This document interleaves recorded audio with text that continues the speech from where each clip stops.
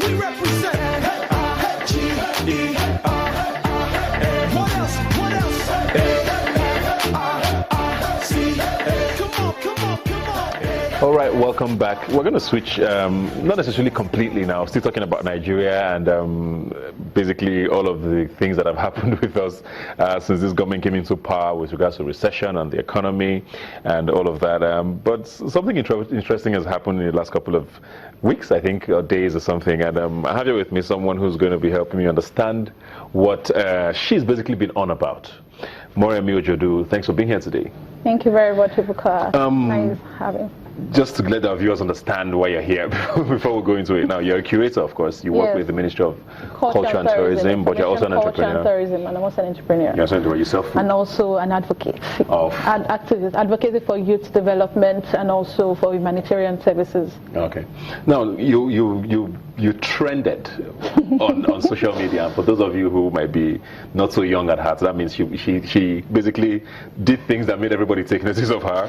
She is the daughter of Moremi Ojudu, sorry, President Buhari's special advisor on political affairs. Your father works with this government. Yeah, he does. But you basically went on social media and said everything this government does not want to hear. Basically, what prompted you? You know what, Ibuka? In the past few weeks, I've had to find myself in situations where, you know, I have to go to the market because I run a food outlet. I have to find myself at my 12. I find myself in some situations where people are suffering. Running my food outlet every day, I see people come to my shop and like, Moremi, give me food every day. And when I work, when I go to the office, people come 100 naira, 200 naira, they have no means to even survive. People that can actually afford 2 meals a day cannot even afford 2 meals a day. They have to afford only 1 meal. You know, so you go to the market today, you're buying palm oil for this price, the next day is increasing. You're buying Maggi for 100 naira per sachet, is increasing to 200 naira. You know, a whole lot of things. So I just sat back and I was like, what is Buhari doing? What is our president doing? What are his cabinet members doing? What is really happening? Why have we not been able to get palliative measures to suit us? To even, we know that yes, the past governments must have looted a lot of funds and everything. Our government is all up on the corruption war. But really, there should be other things to resuscitate our economy. What are the things that are being put in place? So, you know, the hunger was really much. The hunger is still much right now. So I mean, like I said, this became an issue because people realized whose daughter you were. Your dad works with the government now. Why did you have to go down this route? Have you spoken with your dad about this to find out what the situation is? Yeah, I've had times where early in the morning when I leave the house, I just pick my phone and call my dad in the morning and I'm like, Daddy, what's happening? He's like, don't worry, things will be better. We've been talking about this for over 7 months or so. I just call him and it's even like, he goes like, do you know I don't even have money myself? There was a day I called him and he was like, he had only 15,000 naira on him, that he was owing his domestic stuff, you know. So I was like, Daddy, so what is happening? Why are we suffering? What is really going on? What are you people putting in place? What are the things that we're going to even see? There's no hope. There's no, okay, we can't even look up tomorrow and say, okay, by this particular time, maybe this price of rice would have reduced. There was a time that there was news all over that rice would get rice in December for 8,000 naira per bag. You know, nothing. There's no hope in place for us. So there's no hope in place for the masses. And that's where my own cries. And that's why I feel I should be the voice for the voiceless. And that's everything we're just trying to do. How did your dad take this? He was not happy with it. He was angry. He's not been talking to me for like 2 weeks now. But well, if I have to just stand for the masses, I still stand for the masses. Unfortunately, if it doesn't go down well with him, actually I apologize, but I believe that he's done what I've done. When he was about my age, when he was about 24, 25, he's always fought against the government. That was the Abacha government as at that time. So, well, probably it's history repeating itself, but I think deep down, he must be happy with what I'm doing. Why do you think so? Because he just sees that, okay, well, Moremi is just being herself, and Moremi is a younger version of myself. Yeah. I mean, many people have wondered, okay, if you have someone who's this close to power, why not use him as an asset as against fighting against him? Wouldn't it have been better if you would have found a way of being around him and using that as an avenue to maybe find out what the government is really doing, as against now looking like you are against the government? I think people are actually getting it wrong. We're not against the government. I actually voted for President Buhari. I know how much I campaigned for him. I know how much I was really all up and about, and how much I trusted his person and his personality. But what we are getting is not what we expected from him as youth. So that's just it. So it's not about trying to run my daddy down or run the president. No. I just feel like it's high time we spoke out. It's high time we actually make people understand that, see, President, the hunger is too much now. We've been trying underground, let's see, but we just have to just voice out from somewhere. Just have to just speak out and say, this is what we are going through. This is how much hunger that is in town. This is how much people are suffering. The Alabari in my 12 that carries her daughter strapped to her back doesn't even have 200 naira to feed anymore. The inflation rate is so high. No jobs. People are losing their jobs on a regular basis. Civil servants are not being paid. Entrepreneurs don't even have access to funds to even fund their business. So those are the things that we just have to speak out about. And I don't know what's happening, but our president just needs to understand how much wrath is in the economy. Just needs to understand that something has to be done. A state of emergency has to be called. Yeah. And that's just what I was trying to do. A lot of people have said, people in government have always complained that one of the reasons why people who were in government and have left have always said that one of the reasons why most people fail or don't do so well when they're in government is the fact that when they're getting there, they're somewhat insulated. And the sort of news they get is filtered to them. You know what I mean? So, do you think this sort of move would be effective? Do you think the president who needs to hear it? Let me finish. Do you think Mr. President who needs to hear this will hear it? I mean, people who will hear it or who you think might hear it may be the same people who are filtering these things to him. So how do you expect him to hear something like this if we're not sure he's ever going to hear it, if you know what I mean? Now think about it. If the daughter of one of his cabinet members is crying out and also saying that... There was a guarantee that he would hear, or no? He will get it. I'm sure he has gotten the letter. I'm sure he has read the letter. So it's actually a wake-up call to him that, it's really that bad.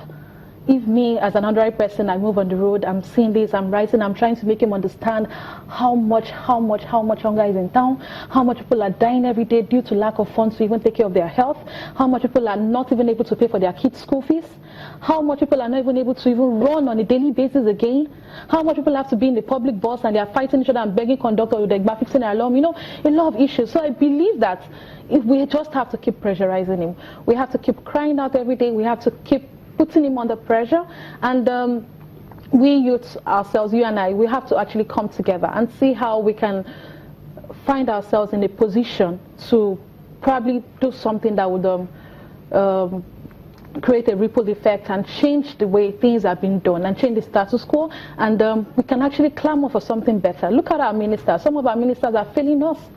So those are the things that I feel that, well, if we keep doing it together, I'm sure we will get the bus some way, one way or the other. I know you're not supposed to hold forth for your dad. I mean, you're an adult, so you can't necessarily be in charge of whatever decisions he makes or anything.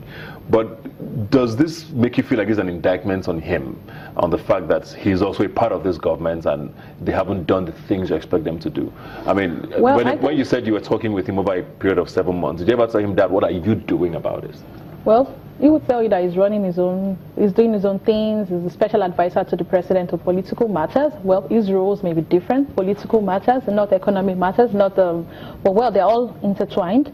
Well, I don't know, I really don't know what is happening.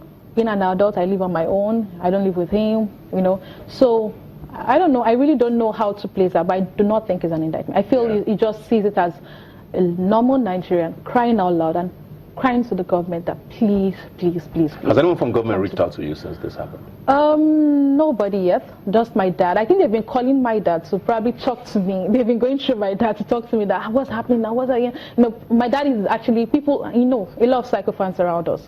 People are actually thinking that my dad left some opposition party is sponsoring me like Fire Shades, and I was just laughing at what you guys mean, that kind of thing. But really, nobody yet. But they've been reaching out to me and he's been talking to me and he told me that please, you're killing me, you're destroying my name and stuff like that. Well, before you came on, we're talking about the Nigerian budget, the 2017 budget. Okay. I don't know if you've read it in depth or anything, but I have. Basically what I want to know is, going forward, do you see some sort of hope? Do you see things changing? Do you see this recession sort of ending? Do you see the economy picking up in another year? Looking at the 7.28 trillion naira budget, and having to say that actually from the 2016 budget, 2017 budget, there's actually a better budget for the capital expenditure. I think that's about 2.1 billion naira or something, 2.1 trillion or something. So, well, let's pray and hope.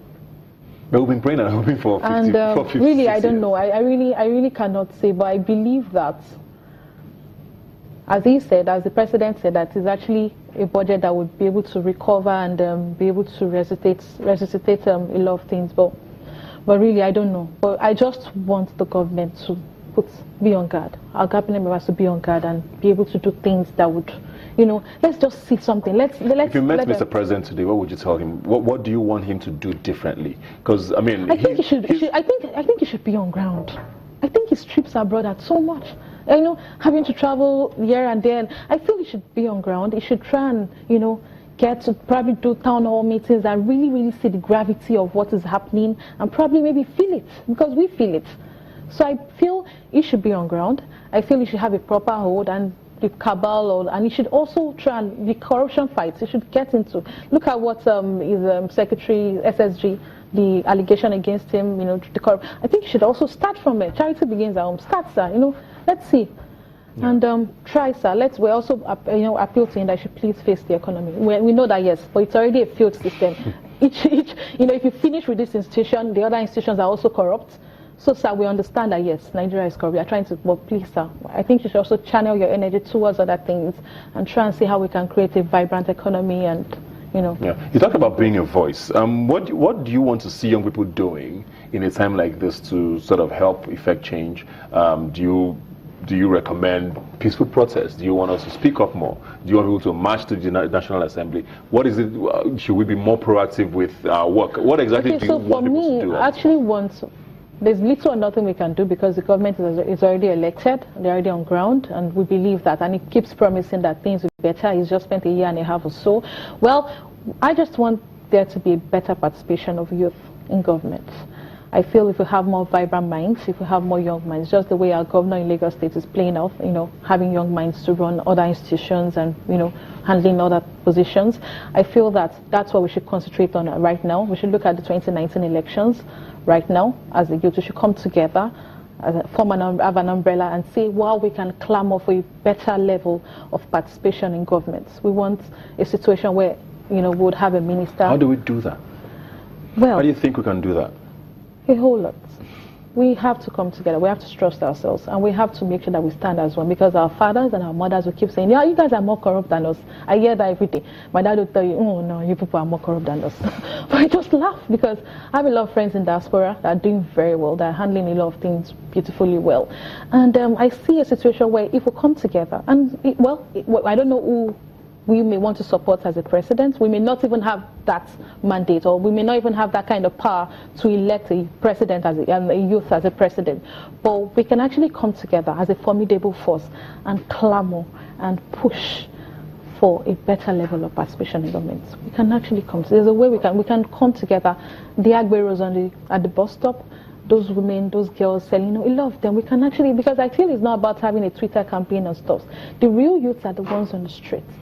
They're the ones at the bus stops. They're the ones, doing stuff. They're the ones at the car wash centers. They're the ones, doing.